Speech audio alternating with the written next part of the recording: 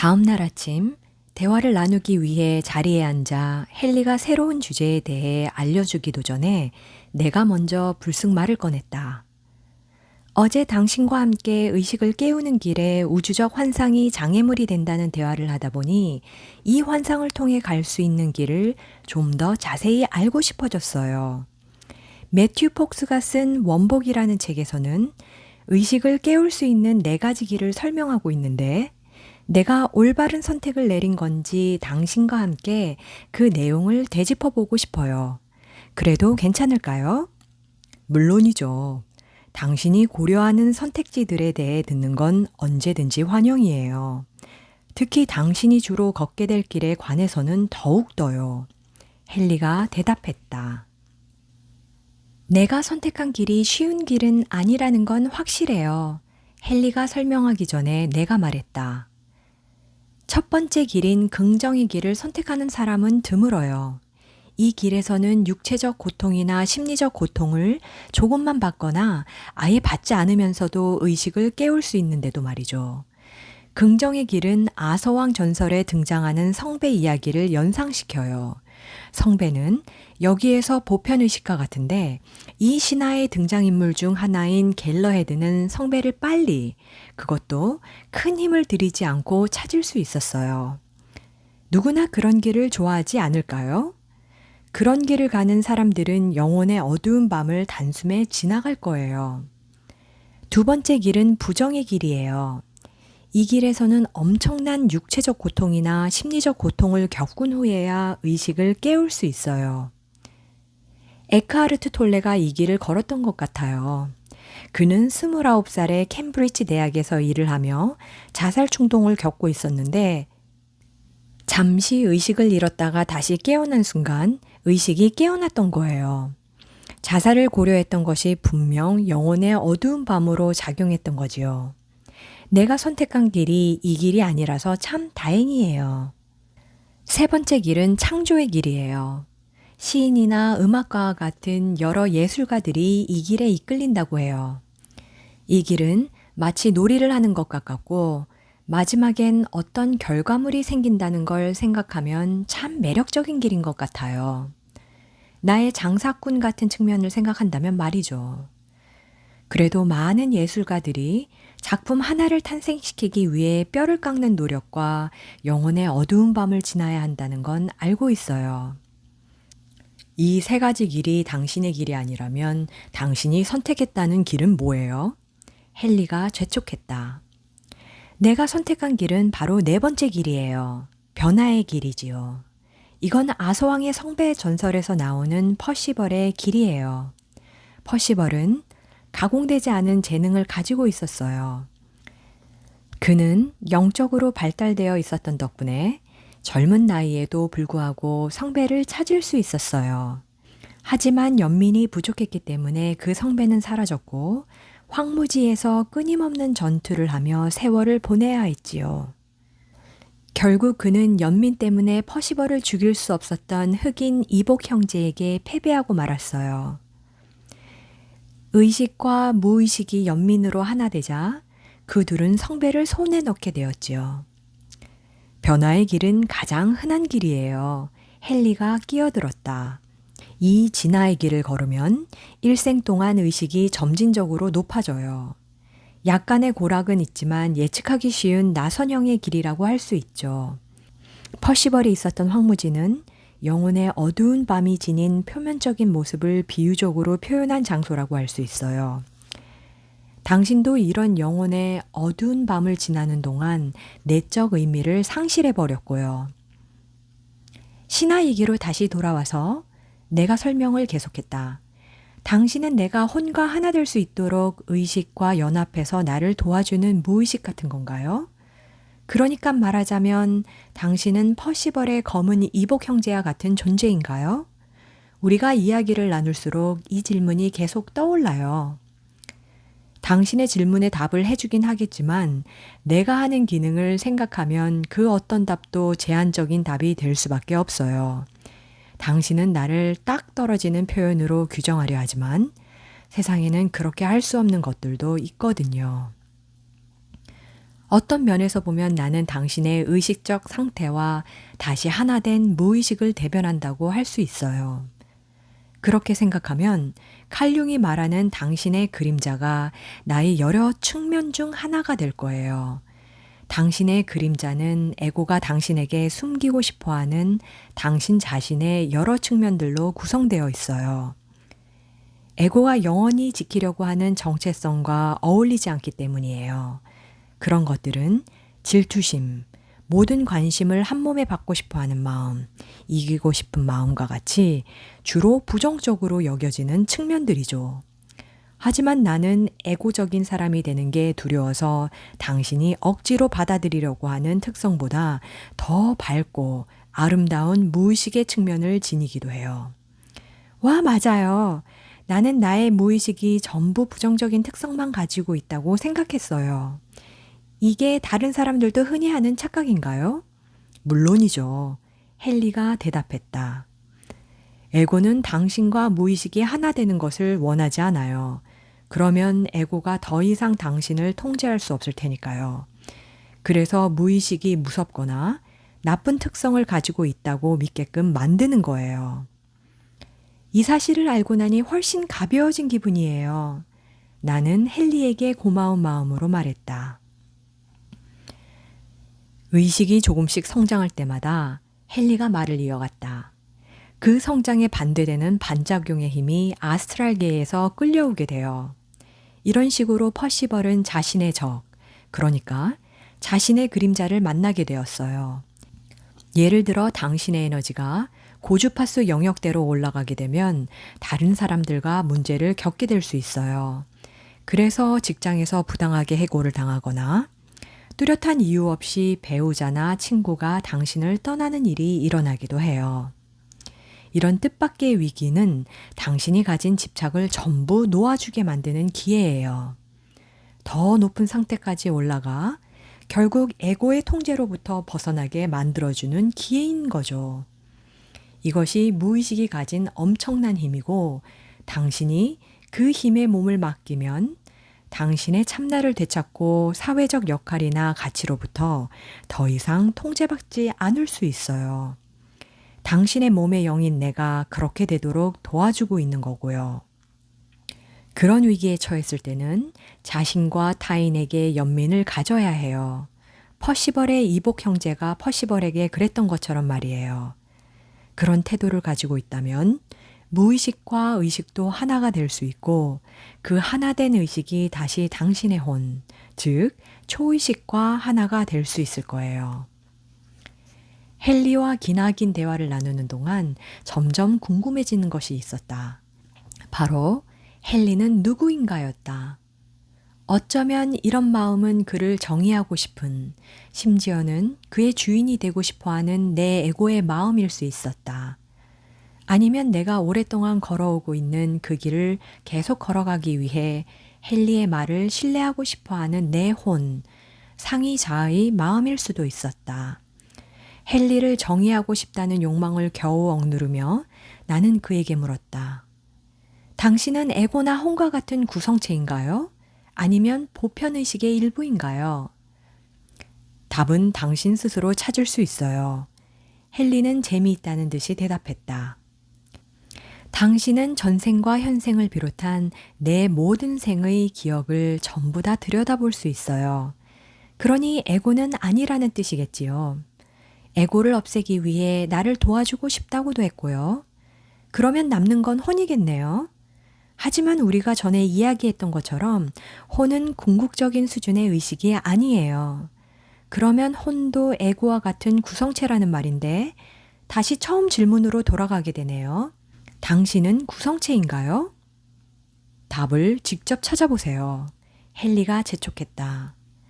당신은 자신을 몸의 엘리멘탈, 몸의 지능 또는 몸의 영이라고 불러요. 그리고 내 육체가 죽어서 환생하기 전에는 모든 몸의 영들과 하나 된다고 했죠.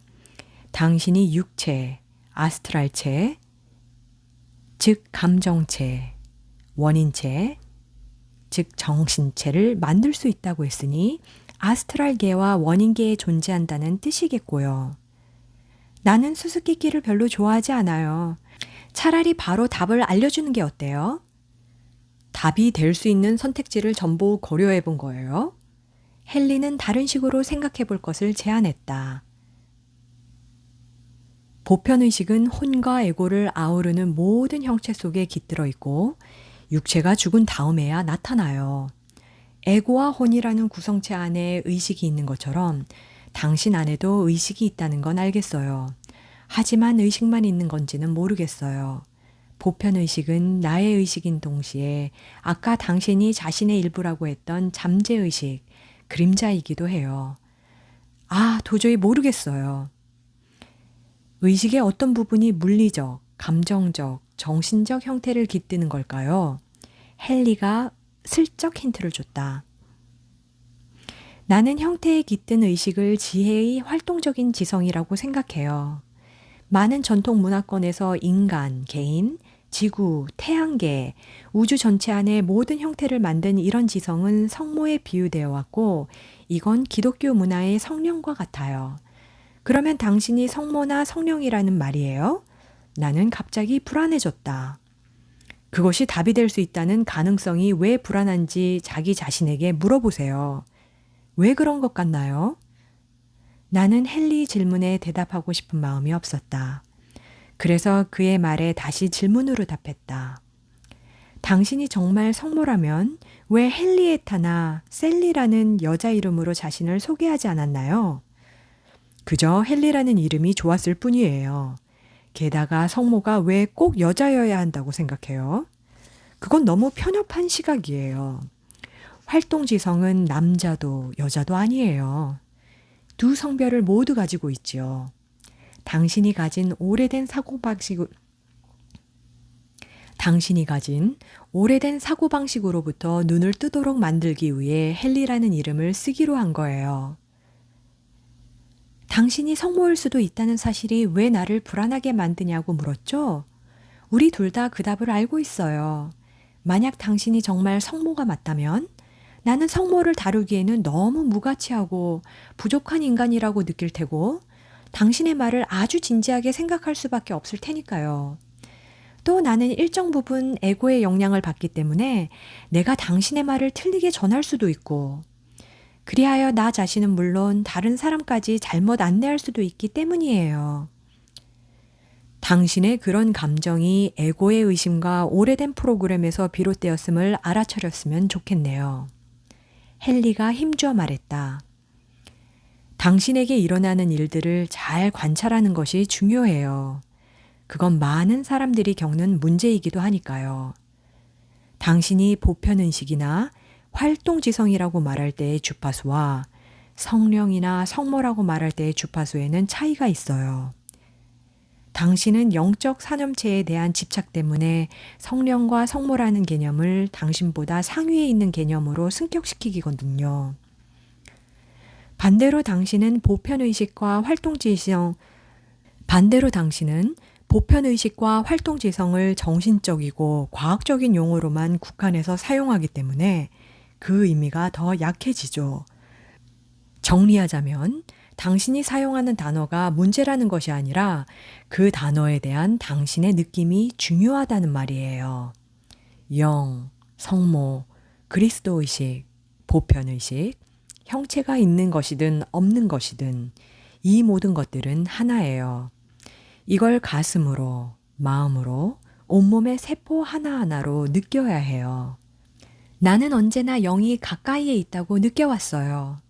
헨리 말에 담긴 진실을 숙고해 보면서 내가 말했다. 이건 어쩌면 내가 어렸을 때부터 겪었던 신비 체험 때문일 수도 있어요. 사실 영을 통해 처음으로 신과 접촉할 수 있었거든요. 두 번째에는 예수님을 통해 접촉했는데 그제야 성모를 향해 마음을 열 수 있었어요. 성부에 대해서는 아직도 알아가는 중이고요.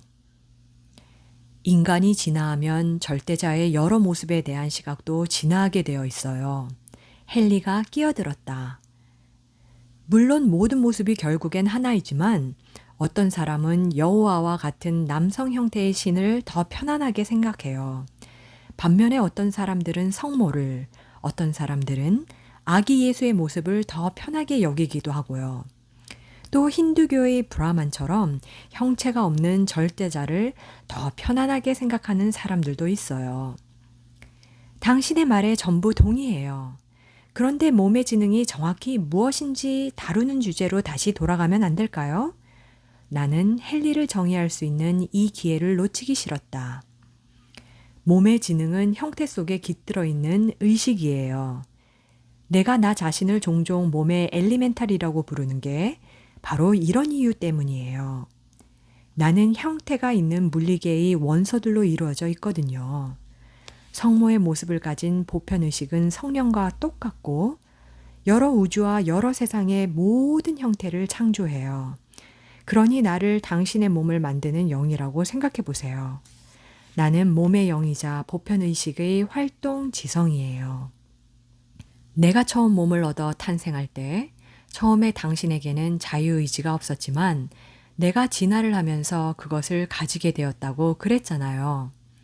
그런데 당신이 성령이나 성모와 같은 존재라면 신이나 다름없는 당신이 어떻게 자유의지를 가지지 못할 수 있죠? 나는 헨리의 충격적인 고백을 여전히 받아들일 수 없었다. 영은 형태 안에 들어가면 자기 자신을 잃어버리게 돼요. 아무리 혼이라도 물질로 하강에 내려가 한 인물 안으로 들어가게 되면 둔해질 수밖에 없는 거예요. 이것이 아담과 이브의 타락에 관한 이야기이기도 하고요. 이 둘은 잘못된 행동 때문에 의식과 하나 된 상태였던 에덴 동산에서 추방당했어요. 혼이 에고를 밀어내고 다시 고차원으로 상승하게 되면 당신과 나 모두 진정 우리가 누구였는지 기억하게 될 거예요. 당신을 비롯한 대부분의 사람에게 있어 이런 기억하기 과정은 점진적이겠지요. 헨리는 잠시 말을 멈추고 자신이 말한 것들을 다시 곱씹어 보도록 나에게 시간을 줬다. 인간이 보편의식과 계속 분리되어 있게끔 만드는 가장 큰 환상에 대해 이야기해 줄게요. 하지만 그 전에 한 가지 확인하고 싶어요. 이제 내가 누군지, 어떤 일을 하는지 확실하게 알았나요? 당신은 줄곧 당신이 누구인지 여러 가지 힌트를 줬지만 나는 그런데도 몸의 지능과 영을 다르게 생각했어요. 인정할게요. 나는 지복을 느끼게 해주는 의식, 나를 육체 밖으로 끄집어낼 수 있는 의식이 영이라고 생각했어요. 그리고 몸의 지능은 육체적으로 건강해질 수 있도록 내가 프로그램할 수 있는 더 낮은 차원의 존재라고 생각했어요. 아, 일종의 노예처럼 말이죠? 헨리가 대답했다. 이런 에고 중심적인 시각 때문에 인간이 자연을 통제하고 이용하려고 하는 거라고요. 인간은 자연이 영과 별개이고 영보다 더 낮은 것이라고 생각하죠. 잠깐만요. 좀 억울한데요? 나는 오랫동안 자연과 영이 같은 것이라고 배워왔어요. 나에게 문제가 되었던 건 자연과 영이 별개라는 것이 아니라 자연과 내가 별개라는 거예요. 자연을 나의 몸, 바깥에 있는 거라고 생각하면서 그것이 육체, 감정체, 정신체 속에 있다고 생각하지는 않았던 거죠. 그러니까 자연과 나를 별개로 생각해 온 거예요. 그런 분리감이 생긴 이유는 에고가 자기 자신을 전체로부터 분리된 존재로 인식하고 있기 때문이에요. 헨리가 말했다. 반드시 사라져야 할 가장 강력한 환상이죠. 우리가 지금까지 나눠온 대화에서 나온 모든 문제가 바로 이 환상과 관련되어 있다고 할 수 있어요. 인간은 본래 의식으로부터 분리되어 개인이 되는 길을 선택하려 하고 바로 여기에서 에고가 만들어졌음을 잊어서는 안 돼요. 에고는 당신의 몸속에 있는 가장 근본적인 상처 속에 살아요.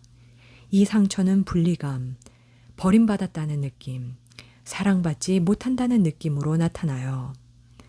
대부분의 사람들이 가진 가장 큰 문제가 바로 이런 느낌이죠. 이런 상처를 만든 건 영원한 원천이 아니라 인간이에요. 에고, 거짓 자아가 바로 수많은 자잘한 환상을 만드는 핵심적인 환상이에요. 점점 인내심이 바닥나는 것 같아요. 내가 말했다. 나는 당신이 말한 모든 방법을 다 시도해봤어요. 두려움 없애기, 인생 각본 치유하기, 부정적인 신념 바로잡기, 심지어는 의식을 더 깨우기 위해 긍정적인 자질을 활용하기까지 했다고요. 이 모든 걸 하면서 동시에 긍정적인 중립의 태도를 유지하려고 했어요. 그런데 겨우 이제야 핵심적인 문제를 이야기하자고요? 너무 답답하고 지쳐버렸어요. 자기 완성의 길은 영원히 끝나지 않는 것 같아요. 지금 말하고 있는 게 에고라는 걸 알겠어요? 헨리가 조금도 안타깝지 않다는 듯이 말했다. 당신이 성장할수록 에고도 불안해지면서 더 큰 무기를 꺼내기 시작해요. 긍정적인 자질 중에서 인내심도 다뤄야 했는데 미처 그걸 못했군요. 나는 입을 꾹 다물고 평정심을 되찾으려고 했었다. 당신과 에고를 동일시하는 순간 영혼의 어두운 밤은 무척 고통스러운 과정이 되어버려요. 당신이 다른 존재들, 영원한 원천이나 내면의 자신과 단절되어 있다고 느끼게 되니까요. 무엇을 믿어야 할지, 무엇을 해야 할지 더 이상 아무것도 알 수 없는 상태가 되는 거예요. 영적 진화를 위한 여정에서 이 단계가 공허하게 느껴질지라도 사실 이것도 성장이에요. 에고의 또 다른 이름일 뿐인 자기 정체성에 대한 집착을 놓아주면 그 과정은 훨씬 순탄해질 거예요. 에고 중심적인 가치들을 뒤로 남겨둔 뒤에야 비로소 자기 완성을 이룬 인간으로 변신할 준비가 되는 거죠. 이것이 진화의 다음 단계예요. 지금 이 단계를 거쳐가는 사람들도 많이 있고 말이죠. 이 길의 끝은 모든 존재와의 하나됨이에요. 헨리가 설명을 계속했다. 자기 완성을 이룬 사람들은 동물, 식물, 광물을 포함한 모든 존재와의 하나됨을 경험해요. 그들은 영의 목적을 이루기 위해 성격의 그릇을 사용해서 세상 일을 해요. 하지만 그들에게 개인적 목표는 없어요. 그들은 자신만의 기호는 가지고 있되 집착은 없어요. 그러다 더 높은 단계에 올라서면 이런 기호마저도 사라지게 돼요. 자각을 함으로써 자기 완성을 이룬 사람들은 영의 목적을 이루는데 도움이 될 만한 상황과 사람에게 이끌려요. 전적으로 동의해요. 내가 말했다. 당신의 말을 듣고 보니 영원한 원천에서 분리되어 자아 정체성에 매달리며 사는 것이 나의 핵심적인 문제라는 것이 맞는 것 같아요. 하지만 너무 큰 문제를 가지고 있다면 그 문제를 다루기 쉽게 작은 덩이들로 나눠 놓는 게 도움이 되더라고요. 그러니까 나에게 여전히 남아있는 더 작은 에고의 환상들에 대해 알려줄 수 있나요? 찾아낸 환상들을 전부 없애고 있긴 한데 미처 발견하지 못한 것들도 있는 것 같아요. 주된 환상 몇 가지를 알려줄게요. 하지만 이런 환상들이 거짓이라고 이론적으로 믿는 것만으로는 부족하고 매일의 삶 속에서 그 환상을 없애려고 노력해야 해요. 본론으로 들어가 보죠. 먼저 당신은 아무것도 소유할 수 없어요. 돈, 재산, 자녀, 배우자, 반려동물 등 소유할 수 없는 것들은 이 밖에도 여러 가지가 있지요. 이런 것들에 대한 집착은 이 모든 게 당신의 것이라는 소유감 때문에 생기는 거예요.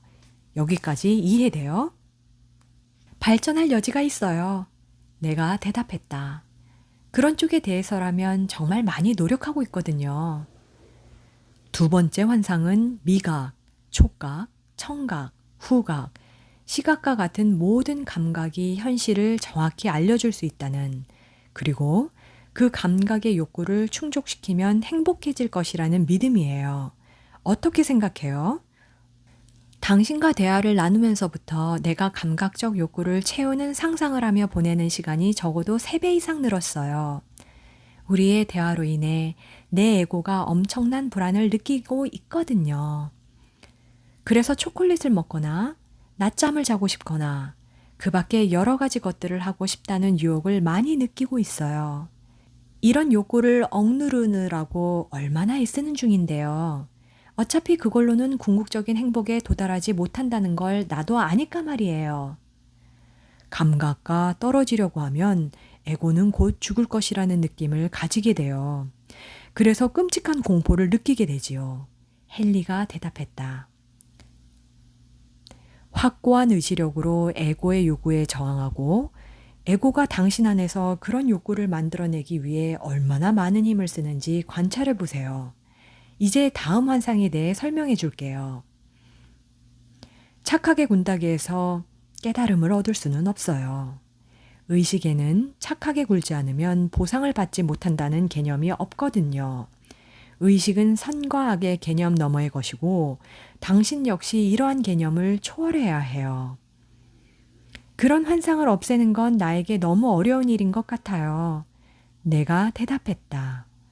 어렸을 때 나는 부모님의 사랑과 나의 안전을 위해 착한 아이로 지냈어요. 이런 착한 행동은 어른이 되어서도 계속되었고 그 덕분에 많은 보상을 받을 수 있었지요. 사람들은 나를 좋아했고 나름대로 성공하기도 했어요. 그래서 열심히 일하고 당신이 알려주는 모든 기법을 연습하는 착한 사람이 되면 자기 완성을 이룰 수 있다는 생각을 마음속 한구석에 가지게 된 것 같아요. 해결책은 헨리가 끼어들었다. 보상을 받을 거라는 그 어떤 기대감도 없이 그 본질적인 이점만을 생각하면서 내가 제안하는 방법들을 연습하는 거예요. 사실 내가 대답했다. 현존하면서 내가 하고 싶은 일을 내가 원할 때 하면서 살수록 과연 내가 미래에 보상받을 수 있을지 조바심 내는 일은 줄어드는 것 같아요. 심지어 깨달음을 얻을 수 있을지에 대해서도요. 상기시켜줘서 고마워요. 나에게 딱 필요했던 조언인 것 같아요. 이제 영적 발전을 추구하는 사람들이 경험하기 쉬운 더 복잡한 환상에 대해 알려주려고 해요. 생각하는 마음은 에고의 일부이기 때문에 현실을 알 수 없어요. 그것은 자기만의 또 다른 현실을 만들어요. 예를 들어 인간은 의식을 대변하기 위해 자신과 닮은 모습으로 신, 여신들과 천사들의 형상 및 계급을 만들었어요. 하지만 의식은 개인화되지 않았죠. 그런데 형태의 세계에서는 그런 존재들도 개인화된 모습으로 존재할 수 있잖아요. 형태의 세계에서는 그렇죠. 하지만 궁극적으로의 형상과 관련된 모든 신념, 심지어 영적 본성에 관한 신념들도 전부 잘못된 거예요. 당신은 자신의 정체성은 물론 내가 당신을 위해 만들었던 육체와 감정체, 정신체까지도 놓아줘야 해요. 이 모든 건 환상이니까요. 이것이 형태의 세계에서 영을 자유롭게 할 수 있는 방법이에요. 자기 완성이 그다지 매력적으로 들리지 않네요. 내가 말했다. 나는 얼른 소파로 기어들어 한숨 자고 싶다는 생각이 간절했다. 확실히 에고에게는 그렇겠지요. 헨리가 즐거워하며 말했다. 지금까지 환상에 대해 알아봤으니 이번에는 실제에 대해 알아볼까요? 의식은 시공의 영향을 받지 않아요. 이곳 저곳도 없고 과거나 미래라는 개념도 없어요. 모든 것이 현재에 나타날 뿐이에요. 물이 얼음이나 수증기로 변해도 성분은 그대로인 것처럼 의식에도 여러 가지 상태가 있어요. 의식은 고차원의 상태에서 더 미묘해져요. 그리고 의식을 계속 성장시키려면 더 낮은 차원의 의식을 포기해야만 해요. 더 높은 차원의 미묘한 의식을 가지려면 어떻게 해야 하나요? 내가 물었다. 명상을 하면 생각과 감정, 행동 사이에 있는 내면의 공간을 더 넓힐 수 있어요. 이 내면의 공간은 긴 휴지 상태와 같은데 여기에서 에고는 아무런 에너지도 받을 수 없기 때문에 무력해져요. 나도 당신이 설명한 것과 비슷한 공백의 시간을 경험해 본 적이 있어요. 다만 명상할 때가 아니라 일상 중에 겪었죠. 숲속을 걷고 있었거나 샤워를 하거나 잠깐 낮잠에 빠져 있을 때 그랬던 것 같아요. 그럴 때 영감이 많이 떠오르더라고요. 훌륭해요. 그런 공백의 시간 동안 존재하기의 상태에서 의식과 하나가 되었던 거예요. 명상을 하면 그런 시간을 더 늘릴 수 있어요. 가장 좋은 명상 방법은 뭐예요? 방법은 많아요. 참선과 통찰 명상을 하면 내면의 공간을 더 넓히고 존재하기의 상태를 더 길게 만들어줄 수 있어요. 그리고 당신이 어떤 방법으로 명상을 하든 거기에 한 가지를 더 추가하면 좋을 것 같아요. 오래전 이 세상을 살았던 예수, 부처, 성모, 대천사 미카엘 또는 자기 완성을 이룬 자신의 영적 스승이 있다면 그 영적 아바타에게 도움을 요청하면서 모든 존재에 대한 헌신과 사랑을 가지고 명상하는 거예요. 이런 존재들은 보편의식과 일치된 상태거든요. 이를테면 예수는 몸을 가진 한 인간인 동시에 보편의식과 하나 된 그리스도였어요. 크리슈나, 타라, 보살, 마바타르, 바바지, 부처와 같이 높은 의식 단계에 이르렀던 사람들도 그리스도와 같은 부류였다고 할 수 있지요. 위대한 아바타들에게 헌신하는 마음으로 기도하면 그들의 에너지가 당신에게 다가와 당신의 낮은 주파수를 변화시켜줘요. 이것이 명상과 기도가 가진 힘이지요.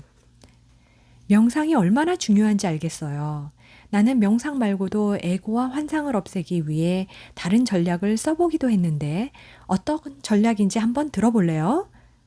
내가 물었다. 말해보세요. 헨리가 대답했다. 내가 가진 큰 환상 중 하나는 사랑은 반드시 얻어내야 하는 것이며 사랑을 얻기 위한 방법은 착하게 굴거나 완벽해지는 것이라는 생각이에요. 나는 신이 나를 무조건적으로 사랑하고 있고 때로는 실수를 해도 괜찮다는 사실을 혼으로는 믿고 있기 때문에 이 환상을 떨쳐내고 싶어요. 그래서 내가 조금 부족한 행동을 했다고 하더라도 스스로 용서할 수 있도록 노력하고 있어요. 예를 들어 나는 완벽하지는 않지만 계속 성장하고 있다고 자신에게 되뇌는 거예요. 이렇게 하면 죄책감이나 나 자신에 대한 실망감을 누그러뜨리는 데 도움이 되거든요. 내가 실수했다는 사실을 다른 사람들 앞에서 인정하고 용서해달라고 말할 때도 있어요. 또 가끔은 내가 실수했다는 걸 다른 사람들이 미처 눈치채지 못했다고 하더라도 가볍게 이야기하면서 인정하기도 해요. 이런 전략을 쓰면 착하게 굴거나 완벽해져야 한다는 집착을 약하게 만들 수 있고 심지어는 그걸 상쇄해 주기도 하거든요. 그런 행동이 도움이 되나요? 그 질문에 대한 답은 당신이 알려줄 줄 알았는데 내 생각엔 그런 것 같아요. 내가 대답했다. 그러면 당신이 성장했다는 걸 어떻게 알 수 있나요? 내가 완벽함과는 거리가 멀다고 해도 스스로 더 빠르고 쉽게 용서하는 걸 보면 알 수 있어요. 그렇게 하면 내 에너지와 자아 존중감이 강해져요. 그리고 예전이었다면 부정적으로 반응했을 법한 상황에서도 내가 발전했다는 걸 느꼈어요. 모두가 완벽해야 한다는 생각이 사라졌기 때문에 다른 사람이나 나 자신에 대한 인내심이 더 커졌거든요. 어려운 상황에 처하더라도 그런 상황을 성장의 기회로 여기는 방법도 배우게 됐어요. 그러다 보니 나 자신을 더 사랑하게 되었고요. 다른 사람보다 나 자신을 사랑하는 것이 더 어려울 때도 있는 법이죠. 그게 바로 내가 가진 인생 각본이에요. 나는 그동안 내가 왜 나 자신을 온전히 사랑하지 못하는지, 어쩌다 그렇게 된 건지 그 이유를 찾으려고 노력해 왔어요. 예전에 우리가 가족 각본에 대해 이야기한 적이 있었죠? 거기에 한마디 덧붙이자면 다른 사람들한테나 자신에게 나를 이야기할 때 그 내용을 자세히 관찰하면 도움이 되는 것 같아요. 예전에는 불공평한 취급을 받았거나 고생했던 이야기를 주로 했지만 있는 그대로를 받아들이고 그 상황으로부터 어떤 긍정적인 결과가 나왔는지 이야기하는 쪽으로 바뀌었거든요. 그랬더니 나 자신을 제한하기만 했던 부정적인 인생 각본이 사라지는 게 느껴졌어요. 훌륭한 방법이에요. 또 다른 방법을 알려줄게요. 사람들이 당신을 사랑하게 만드는 특징들을 적어보세요. 이렇게 하면 긍정적인 점에 집중할 수 있고 당신이 받는 모든 사랑을 그대로 받아들일 수 있어요. 그러면 무조건적인 사랑을 받지 못하고 있다는 잘못된 환상을 없애는 데 도움이 될 거예요. 와! 그 방법은 생각 못했어요. 내가 대답했다. 부정적인 점을 없애는 것만으로는 나의 마음이 충분히 열려 있지 않아서 우주가 나에게 주려고 하는 만큼의 사랑을 오롯이 받아들이지 못한다는 걸 이제 알겠네요. 그 예로 나를 사랑하는 사람들을 내가 밀어낼 수도 있는 거고요. 긍정적인 것들을 새로 추구하기 전에 부정적인 것부터 없애려고 하는 것은 자아 존중감이 부족해서 나오는 행동이에요. 많은 사람들이 그렇게 하지요. 이건 인류가 가진 집단 사념체의 일종인데 이 사념체는 자신을 보편의식의 영원한 사랑으로부터 끊어내면서 생겨났어요. 당신의 말을 듣다 보니 자기 파괴적인 또 다른 행동이 떠올랐어요. 내가 원하는 것을 온전히 요구하지 않는 거예요. 이런 행동은 자신이 최고를 누릴 가치가 없고 더 많은 것을 가지게 되면 다른 사람에게 돌아가는 것은 그만큼 줄어들지도 모른다는 생각에서 나와요. 이런 식으로 에고는 고통을 만들어요. 내가 원하는 것을 절대로 가질 수 없으니까요. 이런 결핍적 사고 때문에 생기는 결과겠죠? 훌륭한 통찰이에요. 헨리가 말했다. 이런 문제에는 당신의 최선의 인생 각본이 어떤 것인지 확언하고 기도하는 방법을 추천해요. 그 다음, 당신이 요청했던 것을 꼭 받고 싶다는 집착에서 완전히 벗어나는 거예요. 그러면 무엇이 당신에게 최선인지 우주가 결정할 수 있어요. 내가 정말로 원하는 것을 요구한다고 생각하기만 해도 불안해져요. 그런 생각 때문에 실망에 대한 두려움이 켜져서 결국 내가 원했던 걸 받지 못할 거라는 생각을 하게 돼요. 그런 생각은 결국 내가 충분히 사랑받지 못하고 있음을 확언하는 것과 같고요. 나로서는 무한한 풍요의 마음을 여는 것보다 중립적 태도, 집착이 없는 상태를 유지하는 게 더 쉬워요. 하지만 확실히 당신의 제안을 즉시 실천에 옮기는 게 좋겠죠. 자기 자신을 사랑하는 것에 대한 이야기가 나와서 말인데 이건 상당히 큰 주제이니 내일 이야기하기로 해요. 이상. 헨리, 아니 헨리에타나 성모라고 부르는 것이 좋을까?